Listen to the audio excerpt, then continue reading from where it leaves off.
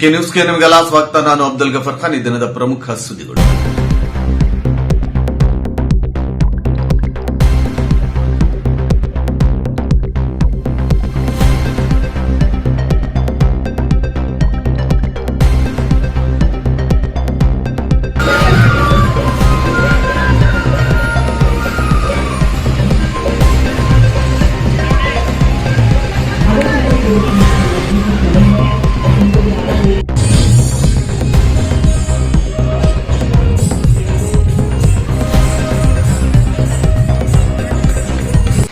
ನಮ್ಮ ಪೌರ ಕಾರ್ಮಿಕರಿಗೆ ನಾವು ಅಷ್ಟೇ ಗೌರವದಿಂದ, ಸೌಜನ್ಯದಿಂದ, ಪ್ರೀತಿಯಿಂದ ಅವರಿಗೆ ಕಾಣುವಂತದ್ದಾಗಬೇಕು. ನಾವು ಪ್ರೀತಿಯಿಂದ ಕೆಲಸವನ್ನು ತಗೊಳ್ಳುವಂತ ಕೆಲಸವನ್ನು ಮಾಡಬೇಕು.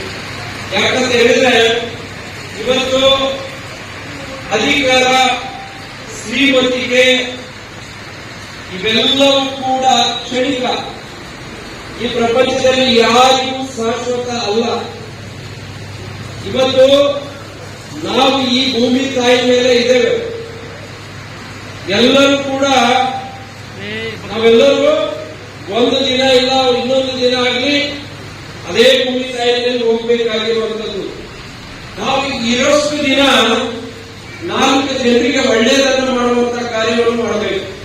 ನಮ್ಮ ಎಲ್ಲ ನಾಮ ನಿರ್ದೇಶಕ ಸದಸ್ಯರು ಮತ್ತೆ ಚುನಾಯಿತ ಸದಸ್ಯರು ಎಲ್ಲರೂ ಕೂಡ ವೇದಿಕೆಯಲ್ಲಿ ಇದ್ದಾರೆ. ನಮ್ಮ ಸಹೋದರಿಯರು ಕೂಡ ಎಲ್ಲರಿದ್ದಾರೆ. 55 ಸದಸ್ಯರನ್ನು ಒಳಗೊಂಡ ಸ್ಟೇಟ್ ಅಲ್ಲಿ, ರಾಜ್ಯದಲ್ಲಿ 3ನೇ ಗ್ರಾಮ ಪಂಚಾಯತಿಯಿಂದ ಅತಿ ದೊಡ್ಡ ಗ್ರಾಮ ಪಂಚಾಯತ್ ಇರುವಂತಹ ಈ ಗ್ರಾಮ ಪಂಚಾಯತಿಯನ್ನು ಮಾಜಿ ಶಾಸಕರು ಹಾಗೂ ಕೆಎಂಎಫ್ ರಾಜ್ಯಾಧ್ಯಕ್ಷರಾದ ಶ್ರೀ ಭೀಮಾನಾಯಕರ ಇಚ್ಛಾಶಕ್ತಿಯಿಂದ ಇವತ್ತು ಪುರಸಭೆಯಾಗಿ ಈ 2ನೇ ಅವಧಿಗೆ ನಾನು ಅಧ್ಯಕ್ಷನಾಗಿ ಕಾರಣಕರ್ತರಾದ ಶ್ರೀ ಭೀಮಾನಾಯಕ ಅವರಿಗೆ ಸಲ್ಲಿಸುತ್ತದೆ ಅಂತ ಹೇಳಿ ಬಯಸ್ತಾ ಇದ್ದೀನಿ. ಅದೇ ರೀತಿಯಾಗಿ ಪೌರ ಕಾರ್ಮಿಕರು, ನಾನಿನ್ನ ವಾರ್ಡ್ ಕೌನ್ಸಿಲರ್ ಆಗಿದ್ದಿಲ್ಲ, ಆ ಅಮ್ಮ ಆಯ್ತಲ್ಲ ಯಜಮಾನ್ ಮಂತ್ರ, ನಾನು ಆ ವಾಕಿಂಗ್ ಹೋಗ್ತಾ ನಡೀತಾ ಇರುವಾಗ ಸುತ್ತಮ್ಮ ತಾಯಿ ಆ ಅಮ್ಮ ಕಸ ಬೆಳೀತಾ ಇದ್ರೆ ನನಗೆ ಒಂಥರ ಮೈ ತುಂಬ ಅನಿಸ್ತಾ ಇತ್ತು. ಏನಪ್ಪ ಬೆಳಗಿನ ಜಾವ ಎದ್ದು ಬಂದು ತಲೆಗೆ ಟವ ಕಿಟ್ಕೊಂಡು ಆ ಚಳಿ ಚಳಿಯಲ್ಲಿ ಕಸ ಬೆಳೀತಾ ಇದ್ರೆ ಕಣ್ಣೀರು ಬಂದಂಗೆ ಆಗ್ತಾ ಇದ್ದಿಲ್ಲ. ನಾಟ್ಯ ಹೇಳ್ತಾ ಇದ್ದೀನಿ ಮಾತು. ಅದು ಒಂದು. ಆಮೇಲೆ ಕೈ ಪ್ರಕಾಶ ಗಾಡಿ ಓಡ್ತಾ ಇದ್ರು, ನಾವು ಕೈ ಗ್ಲೌಸ್ ಹಾಕೊಂಡು ಮಾಡ್ತಾ ಇದ್ದದ್ದು ನೋಡಿದ್ರೆ ಈ ನಿಮ್ಮೆಲ್ಲರಿಗೂ ಸಾಷ್ಟಾಂಗ ನಮಸ್ಕಾರಗಳನ್ನು ಹೇಳಕ್ ಬಯಸ್ತಾ ಇದ್ದೀನಿ. ಆ ದೇಶ ಕಾಯುವ ಸೈನಿಕರಂತೆ ಸ್ವಚ್ಛ ಮನಸ್ಸಿನಿಂದ ಸ್ವಚ್ಛತೆಯನ್ನು ಈ ಅಗ್ನಿಬೊಮ್ಮನಹಳ್ಳಿ ನಗರವನ್ನು ಸುಂದರವಾಗಿ ಮಾಡಲಿಕ್ಕೆ ಕಾರಣೀಕರ್ತರು ಮೊದಲಿಗೆ ನೀವು ಅಂತ ಹೇಳಿ ಬಯಸ್ತಾ ಇದ್ದೀನಿ. ಅದೇ ರೀತಿಯಾಗಿ ಮುಂದಿನ ದಿನಗಳಲ್ಲಿ ಪಕ್ಷಭೇದ ಹೊರತು 23 ವಾರ್ಡ್ಗಳಿಗೆ 23 ಸದಸ್ಯರು ಪ್ಲಸ್ 23 ಅಧ್ಯಕ್ಷರು ಉಪಾಧ್ಯಕ್ಷರು ನೀವೇ ಅಂತ ಹೇಳಿ ಎಲ್ಲ ಸರ್ವಾಂಗೀಣ ಮೂಲಭೂತ ಸೌಕರ್ಯಗಳಿಂದ ಅಭಿವೃದ್ಧಿಯನ್ನು ಈ ಅಗ್ನಿಬೊಮ್ಮನಹಳ್ಳಿ ನಗರವನ್ನು ಸ್ವಚ್ಛತಾ ನಗರವನ್ನಾಗಿ ರಾಜ್ಯದಲ್ಲಿ ಮೊದಲನೆಯ ಪುರಸಭೆ ಅಂತೇಳಿ ಇಡೀ ರಾಜ್ಯಕ್ಕೆ ಹೆಸರು ಬರುತ್ತದೆ. ನಿಮ್ಮೆಲ್ಲ ಸಹಕಾರದಿಂದ ಸಹಯೋಗದೊಂದಿಗೆ ಮಾಡೋಣ ಅಂತ ಹೇಳಿ ನನ್ನ 2 ಮಾತನ್ನು ಮುಗಿಸ್ತಾ ಇದ್ದೀನಿ. ಮೂಡಿದೆ ಇವತ್ತು. ಯಾಕಂದ್ರೆ ಏನೋ ಅವಸರ ಇರ್ಬೋದು, ಅದಕ್ಕೆ ನಾವು ನಮ್ಮ ಪೌರ ಕಾರ್ಮಿಕರಿಗೆ ಮನವಿ ಕೊಡಬೇಕು. ಯಾಕಂತ ಹೇಳಿದ್ರೆ ಬೆಳಿಗ್ಗೆ ಎದ್ದು ನಮಗೋಸ್ಕರ ಡಾಕ್ಟರ್, ಮೊದಲನೇ ಡಾಕ್ಟರ್ ಇವರಿಲ್ಲ ನಾವಿಲ್ಲ. ಇವತ್ತು ನಮ್ಮ ಒಂದು ಈ ಸಣ್ಣ ಒಂದು ಕೆಲಸವನ್ನು ಏನು ತಡವಾಗಿ ಬಂದ್ರೆ ಇವ್ರಿಗೆ ನಾವೆಲ್ಲ ಬೈತೀವಿ. ಯಾಕಂದ್ರೆ ಇವರು ಪೌರ ಕಾರ್ಮಿಕರಲ್ವೇ, ಅದಕ್ಕೋಸ್ಕರ ನಾವೆಲ್ಲ ಬೈತೀವಿ. ಯಾಕಂದ್ರೆ ನಮಗೋಸ್ಕರ ಅವರು ಬೆಳಿಗ್ಗೆ ಎದ್ದು ಮಕ್ಕಳನ್ನು ಬಿಟ್ಟು ಟಿಫನ್ ಮಾಡಲಾದರೆ ಆರೋಗ್ಯ ಚೆನ್ನಾಗಿದ್ರೆ ಬಿಟ್ರೇನು, ಅವರು ನಮಗೋಸ್ಕರ, ನಮ್ಮ ದೇಶಕ್ಕೋಸ್ಕರ ಪ್ರಾಣ ಕೊಟ್ಟಂತವರು ಇವರು ಪೌರ ಕಾರ್ಮಿಕರು. ಇವತ್ತು ಈ ಪೌರ ಕಾರ್ಮಿಕರಿಗೆ ನಾವು ಕೀಳುಮಟ್ಟಕ್ಕೆ ನೋಡಬಾರದು. ಇವತ್ತು ನಾವೆಲ್ಲ ಒಂದು ವಾರ್ಡಿಗೆ ಹೋದಾಗ ಇದು 23 ವಾರ್ಡಿನ ನನ್ನ ಸದಸ್ಯರೇ, ನನ್ನ ಆತ್ಮೀಯ ಸ್ನೇಹಿತರೆ, ನಾವೆಲ್ಲ ನಾವು ಒಂದೇ ತಾಯಿ ಮಕ್ಕಳಿದ್ದಂತೆ. ನಾವು ಇದರಲ್ಲಿ ಎರಡು ಮಾತಿಲ್ಲ.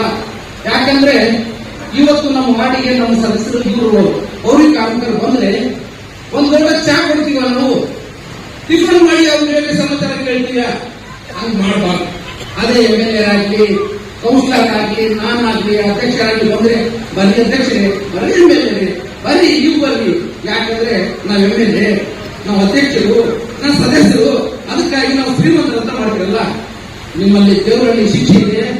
ಕಾರ್ಯಕ್ರಮ ಮಾಡ್ದಂಗೆ ಕಾರ್ಯಕ್ರಮ ಬಿಡಲ್ಲ. ನಾವು ಎಂದು ಸೂರ್ಯ ಬೆಳಗಾದ ತಕ್ಷಣ ಅವ್ರು ಮಾಡ್ತಕ್ಕಂಥದ್ದು ಏನಂತ ಹೇಳಿದ್ರೆ, ಜನರಿಗೋಸ್ಕರ ಅವರ ಜೀವನವನ್ನೇ ಮುಡುಪಾಗಿಟ್ಟು ಅವರು ನಿಜವಾಗ್ಲೂ ಚರಂಡಿ ಕ್ಲೀನ್ ಮಾಡುವಂತ ಸಂದರ್ಭದಲ್ಲಿ ಇರ್ಬೋದು, ಅದು ನೋಡಿದ್ರೆ ಬಹಳ ಒಂಥರ ವಿಚಿತ್ರ ಅನಿಸ್ತಾ ಇದೆ. ಇವತ್ತು ನಾವು ರಾಜಕಾರಣಿಗಳು 5 ವರ್ಷ ಚುನಾಯಿತ ಸದಸ್ಯರಾಗಿ ಬರ್ತೀವಿ, ವೇದಿಕೆ ಮೇಲೆ ಇರ್ತೀವಿ, ನಮಗೆ ಮೈಕ್ ಕೊಡ್ತಾರೆ, ನಾವು ಮಾತಾಡ್ತೀವಿ, ಹೋಗ್ತೀವಿ. ಬಟ್ ಆದ್ರೂ ಕಾರ್ಮಿಕರೇನಿದಾರಲ್ಲ, ಅವ್ರು ಕೆಲಸ ಮಾಡ್ಲಿಕ್ಕೆ ನಮ್ಮಿಂದ ಯಾವುದು ಸಾಧ್ಯ ಇಲ್ಲ. ಆತರ ನಮ್ ನಿಜವಾಗಿ ಅನಿಸ್ತದೆ. ಇವತ್ತು ಇಷ್ಟು ಜನ ಎಲ್ಲ ಒಂದ್ ಕಡೆ ತಾಲೂಕ್ ಪಂಚಾಯತಿನೋ ಗ್ರಾಮ ಪಂಚಾಯತಿನೋ ಯಾವುದೋ ಒಂದು ಚುನಾವಣೆ ಸದಸ್ಯರು ಬಂದು ಕೂತಿದ್ದಾರೆ ಅಂತ ಅನಿಸ್ತಾ ಇದೆ. ಎಷ್ಟು ಚಂದ ಕಾಣ್ತಾರೆ ಅಂತ ಹೇಳಿದ್ರೆ, ತಿರುಗುಂಡಿಯ ಪುರಸಭೆ ಕಾರ್ಮಿಕರು ಇವತ್ತು ಆ ಕಡೆಯಲ್ಲಿ ಒಂದು ಭಾಗದಲ್ಲಿ ವೈಟ್ ರೋಡ್ ಹಾಕೊಂಡು ಶಾಲೆ ಹಾಕೊಂಡಾರ, ಈ ಕಡೆ ಎಲ್ಲ ಒಳ್ಳೊಳ್ಳೆ ಕಲರ್ ಹಾಕೊಂಡು ಅವತ್ತೆಲ್ಲ ಖುಷಿ ಖುಷಿಯಿಂದ ಎಂಜಾಯ್ ಮಾಡ್ತಾ ಇದಾರೆ. ಬಹಳ ಹೆಮ್ಮೆ ಅನಿಸ್ತಾ ಇದೆ. ಇದು ನಾವು 2-3 ವರ್ಷ ಆದ್ಮೇಲೆ ಪ್ರಥಮ ಬಾರಿಗೆ ಈ ವೇದಿಕೆ ಕಾರ್ಯಕ್ರಮ, ಮೊದಲನೇ ಕಾರ್ಯಕ್ರಮ, ನೂತನ ಅಧ್ಯಕ್ಷರು, ಉಪಾಧ್ಯಕ್ಷರು, ಸರ್ವ ಸದಸ್ಯರ ಕಾರ್ಯಕ್ರಮ ದೊಡ್ಡ. ಹಾಗಾಗಿ ಇಲ್ಲಿ ಬಂದಿರತಕ್ಕಂತ ಪುರಸಭೆ ಸದಸ್ಯರಿಗೆ ಒಂದು ವಿನಂತಿ, ತಮ್ಮದೇ ಆಗಿರ್ತಕ್ಕಂಥ ತಮ್ಮ ಕುಟುಂಬ ತಮ್ಮ ಜೊತೆ ಇರುತ್ತೆ, ತಮಗೆ ಮಕ್ಕಳನ್ನು ಇರ್ತಾರೆ. ತಾವು ಕೆಲಸ ಮಾಡುವಂತಹ ಸಂದರ್ಭದಲ್ಲಿ ನಮ್ಮ ಪುರಸಭೆಯಲ್ಲಿ ತಮಗೆ ಸಿಗ್ತಕ್ಕಂಥ ಸವಲತ್ತುಗಳು, ಹ್ಯಾಂಡ್ ಗ್ಲೌಸ್ ಇರ್ಬೋದು, ಆಮೇಲೆ ಕೆಲವೊಂದು ಮೆಡಿಸಿನ್ಸ್ ಇರ್ಬೋದು, ಅದೆಲ್ಲ ತಾವೆಲ್ಲ ಮೇಂಟೈನ್ ಮಾಡಬೇಕಾಗ್ತದೆ. ಇಲ್ಲ ಅಂತ ಹೇಳಿದ್ರೆ ಆರೋಗ್ಯದ ಮೇಲೆ ಪರಿಣಾಮ ಬೀಳಿದ್ರೆ ಬಹಳ ಕಷ್ಟ. ಒಂದು ಜ್ವರ ಬಂದಾಗ ನಮ್ಮಿಂದನೇ ಸುಧಾರಿಸಕ್ಕಾಗಲ್ಲ. ಅಂತದ್ರಲ್ಲಿ ದಿನ ಬೆಳಕಾದ್ರೆ ಲೈಟ್ ರಿಪೇರಿ ಮಾಡೋದಿರ್ಬೋದು, ಕುಡಿಯ ನೀರಿನಲ್ಲಿ ರಿಪೇರಿ ಮಾಡೋದಿರ್ಬೋದು, ಚರಂಡಿ ಕ್ಲೀನ್ ಮಾಡಿರ್ಬೋದು, ಎಲ್ಲ ಸಿಬ್ಬಂದಿಯವರಿಗೆ ಗ್ರಾಮ ಪಂಚಾಯತ್ ಇದ್ದಾಗ ಅದರಲ್ಲೇ ಕಳೆದು ಹೋಗ್ತಾರೆ. ಎಷ್ಟೋ ಜನ ಪರ್ಮನೆಂಟ್ ಆಗೋದನ್ನೇ ತೀರ್ಕೊಂಡು ಹೋಗಿದ್ದಾರೆ. ಅಂತ ಕೆಲಸ ಮಾಡ್ತಕ್ಕಂಥ ತಮ್ಮೆಲ್ಲರಿಗೂ ಭಗವಂತ ಆರೋಗ್ಯ, ಆಯುಷ್ಯ, ನೆಮ್ಮದಿಯನ್ನ ಕೊಡ್ತಾ, ನಾವು ಈಗ ತಾನೇ ಎಲ್ಲ ಸರ್ವ ಸದಸ್ಯರೇನಿದ್ದು 23 ಜನ ನಿಮ್ಮ ಜೊತೆ ಅಣ್ಣನ ಸಮಾನರಾಗಿ, ತಂದೆಯ ಸಮಾನರಾಗಿ, ಅಕ್ಕ ತಂಗಿಯ ಸಮಾನತೆಯಿಂದ ನಾವು ನಿಮ್ಮ ಜೊತೆ ಕೆಲಸ ಮಾಡ್ತೀವಿ, ನಿಮ್ಮ ಜೊತೆ ನಾವು ಇರ್ತೀವಿ, ಇಡೀ ಪುರಸಭೆ ಸಿಬ್ಬಂದಿ ಜೊತೆ ನಾವು ಇರ್ತೀವಿ ಅಂತಕ್ಕಂಥ ಮಾತನ್ನು ಹೇಳ್ತಾ, ನೀವೆಲ್ಲರೂ ಚೆನ್ನಾಗಿರ್ರಿ, ಒಳ್ಳೇದಾಗ್ಲಿ. ಅದಕ್ಕೋಸ್ಕರ ನಿಮ್ಮಲ್ಲಿ ನಾನು ಎಲ್ಲ ಸದಸ್ಯರನ್ನು, ಅದು MLA ಅವರಿಲ್ಲ, ಅದರ ಆದ್ರಿಗೆ ಹೇಳ್ತಾ ಇದ್ದೀನಿ, ಅವರಿಗೆ ಮನವಿಯನ್ನು ಸಲ್ಲಿಸಬೇಕು. ನಾವು ಪೌರಕಾರ್ಮಿಕರಿಗೆ ಮೊದಲನೇ ಪ್ರಿಫರೆನ್ಸ್ ಕೊಟ್ಟರೆ ಮಾತ್ರ ನಾವು ಕೂಡ ಸುಖವಾಗಿರಬಲ್ಲಿ, ಆರೋಗ್ಯವಿರಬಲ್ಲಿ ಅಂತ ಹೇಳ್ತಾ ಇದ್ದೀನಿ. ಆಮೇಲೆ ನಮ್ಮ ಬಸವಣ್ಣನವರು ಹಿಂದೂ ಆಗಲಿ ಮುಸ್ಲಿಂ ಆಗಲಿ, ಆದ್ರೆ ಜಾತಿ ಬೇರೆ ಇರ್ಬೋದು, ಧರ್ಮ ಬೇರೆ ಇರ್ಬೋದು, ಆದ್ರೆ ಮನುಷ್ಯ ಒಂದೇ. ಎಲ್ಲ ಮನುಷ್ಯನಲ್ಲಿ ಹರಿತಿರುವ ರಕ್ತ ಒಂದೇ. ನಾವು ಯಾವತ್ತೂ ಅವರು ಪುರಾಣದಲ್ಲಿ ಮುಂದೆ ಹೇಳ್ಬೋದು, ನಮ್ಮ ಬಸವಣ್ಣ ತತ್ವದಲ್ಲಿ ಮುಂದೆ ಹೇಳ್ಬೋದು. ಆದ್ರೆ ಸಮಾಜ ಸೇವೆ, ಮನುಷ್ಯತ್ವ ಅಂತ ಯಾರು ಮನಸ್ಸಲ್ಲಿ ಇಟ್ಕೊಂತಾರೋ ಅವರು ಎಂದೂ ಒಂದು ದೇಶಕ್ಕೆ ಆಗಲಿ, ನಮ್ಮ ಒಂದು ತಾಲೂಕು ಪ್ಲೇಸಿಗೆ ಆಗಲಿ, ಒಂದು ಯಾವುದನ್ನು ನಾವು ದೋಷಗಳನ್ನು ಬಗೆಬಾರದು. ನಾವು ಸಮಾಜದಲ್ಲಿ ಗಣ್ಯ ವ್ಯಕ್ತಿಗಳು ಅನಿಸ್ಕೊಂಡಿರ್ತೀವಿ. ನಾವು ಒಂದೇ ಕೆಲಸ ಮಾಡಬೇಕು, ಒಂದು ಕೆಲಸ ಬಿಟ್ಟರೆ ಬೇರೆ ಯಾರು ಕೆಲಸ ಮಾಡಲ್ಲ.